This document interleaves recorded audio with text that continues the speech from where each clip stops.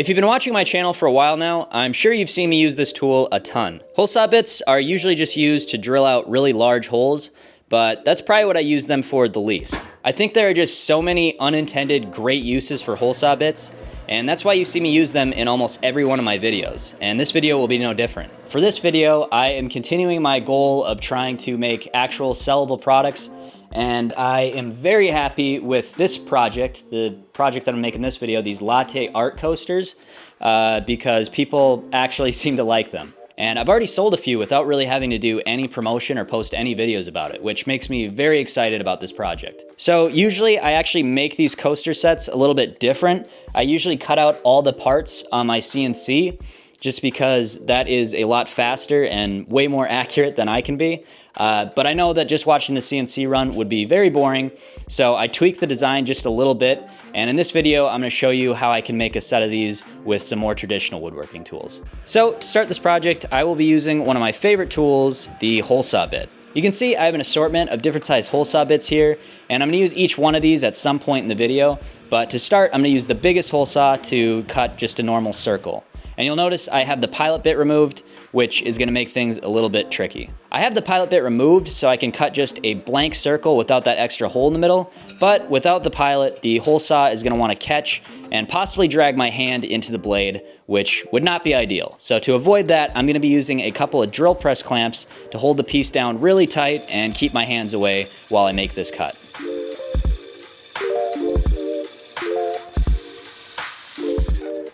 After I cut out that first circle, I'm going to add another slightly smaller hole saw to my bit to cut out some rings.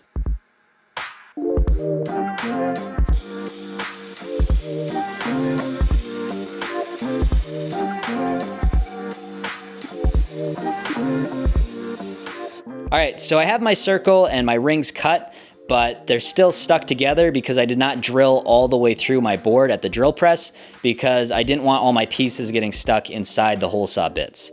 So there's actually a thin veneer holding everything together right now, but that's easy enough to just break apart and separate my pieces.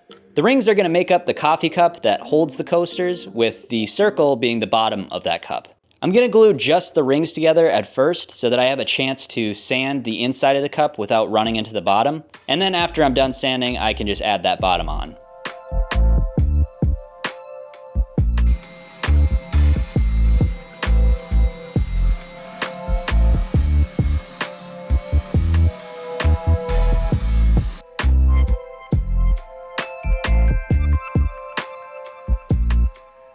And now to make this cylinder look a little bit more like a mug, I am going to use the biggest router bit I have ever used. The router table is definitely one of the scariest tools to me, so using this giant roundover bit was pretty intimidating at first, but after making a few sets, I got pretty comfortable. I have a block glued to my table to stop the router from catching and throwing my piece across the shop, and the cup is pretty tall and wide, so it keeps my hands far enough away.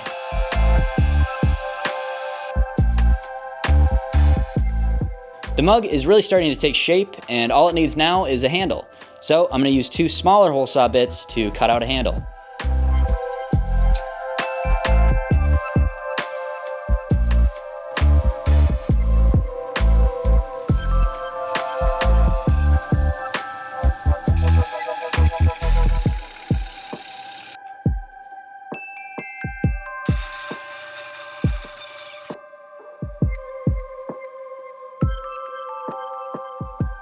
And as you can see, the handle does not fit at all. What I need to do is carve a slight radius into the edge of the handle to match the curve of the cup, and the end roller, my belt sander, has a diameter of 2.5 inches, which does not seem like a very close match for the 4.5 inch cup, but even with the wrong curve, the handle still fits pretty well, and once it's painted, any gaps that are there should just disappear.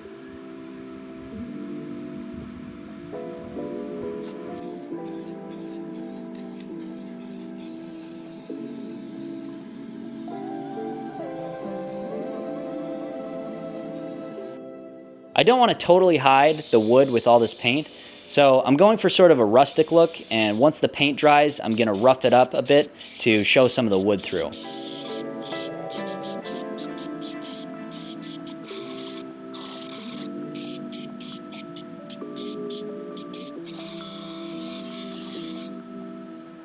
And now I'm going to break the cup.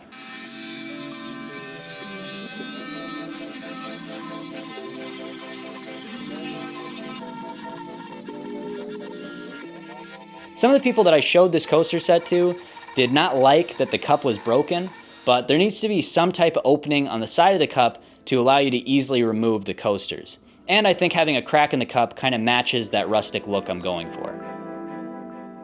And if the cup is cracked, I'm sure there'd be coffee spilling everywhere, so I'm gonna dip the whole cup in some really dark coffee stain I made and just let that drip down the sides.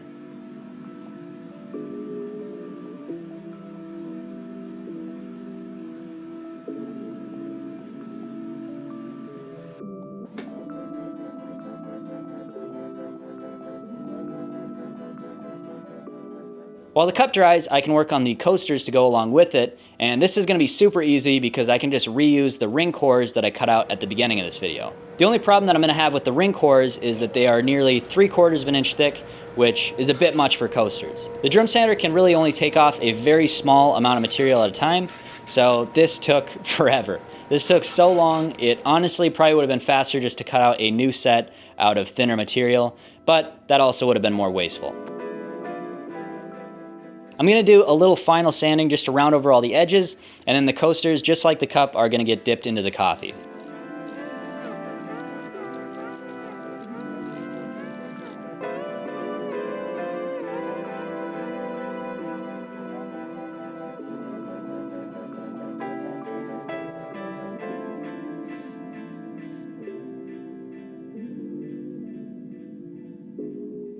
Once the coffee dries, it is time for the final step, which is stamping. Each coaster is going to get a different stamp inspired by a different coffee art design, and I'm going to carve out all these stamps on my CNC. I tried my best to not use the CNC on this project, and originally I was going to hand carve out all these stamps, but it turns out I just do not have the steady hand for that or the patience.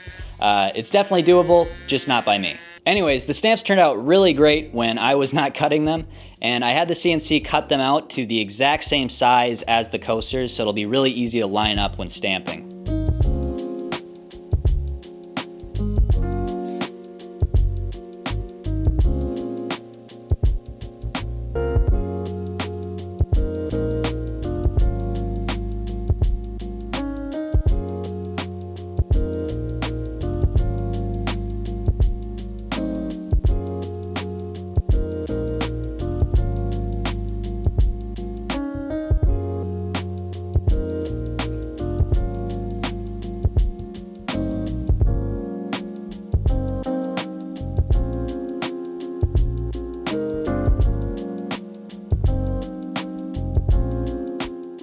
So I am very happy with how this coaster set came out. Like I said at the beginning of this video, I did slightly tweak the design to make this easier to do without the CNC.